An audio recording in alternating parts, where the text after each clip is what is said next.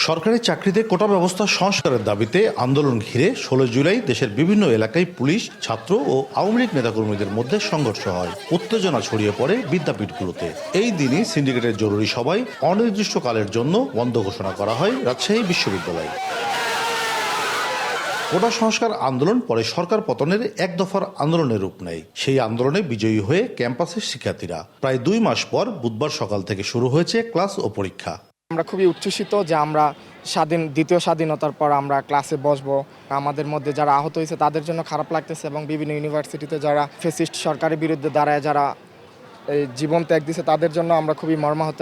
আমরা সাধারণ শিক্ষার্থীদের উদ্যোগে আর কি যতটুকু চেষ্টা করা সম্ভব ডিপার্টমেন্ট আগে যেভাবে চলতো যেসব স্ট্র্যাটেজি নিয়ে আমরা চাই সেটার কিছুটা হলেও পরিবর্তন হোক। শিক্ষকরা বলছেন আন্দোলনকালীন ও পরবর্তী 2 মাসের ঘাটতি পুষিয়ে নিতে উদ্যোগ নিচ্ছেন তারা। সেই সঙ্গে ক্যাম্পাসের পরিবেশ স্বাভাবিক রাখতে বিভিন্ন উদ্যোগ নেয়ার দাবি তাদের। আমাদের যে প্রত্যাশা সেটা হচ্ছে যে এই বিশ্ববিদ্যালয় আমরা গবেষণায় এবং আরও যেসব প্যারামিটার দিয়ে বিশ্ববিদ্যালয়কে মেজারমেন্ট করা হয় সেটাতে আমরা বাংলাদেশের মধ্যে সেরা হতে চাই। যাদের বিরুদ্ধে আছে সুনির্দিষ্ট অভিযোগ আছে তাদের অবশ্যই পানিশমেন্ট পেতে হবে নিয়মতান্ত্রিকভাবে আর কি।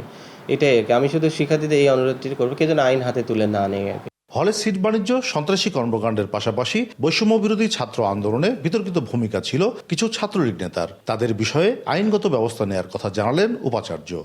গত 16 বছরে হাজার হাজার ছাত্রছাত্রী চাঁদাবাজির শিকার হয়েছে। প্রত্যেকটি হলে সিট বাণিজ্য হয়েছে, ছাত্ররা নির্যাতিত হয়েছে। এই সমস্ত ঘটনার সাথে যারা সরাসরি জড়িত তাদেরকে আমরা শাস্তির আয়ত্তায় আনব। এখন যদি কেউ অপরাধ করে তাহলে তাদেরকেও ঠিক সেই একইভাবে ট্রিট করা হবে। নিরপরাধ শিক্ষার্থীদের নিরাপত্তায় প্রয়োজনীয় ব্যবস্থা নেওয়া হয়েছে জানিয়ে উপাচার্য বলছেন কেউ যেন আইন নিজ হাতে তুলে না নেয়। কাজী শাহেদ, দেশ টিভি, রাজশাহী।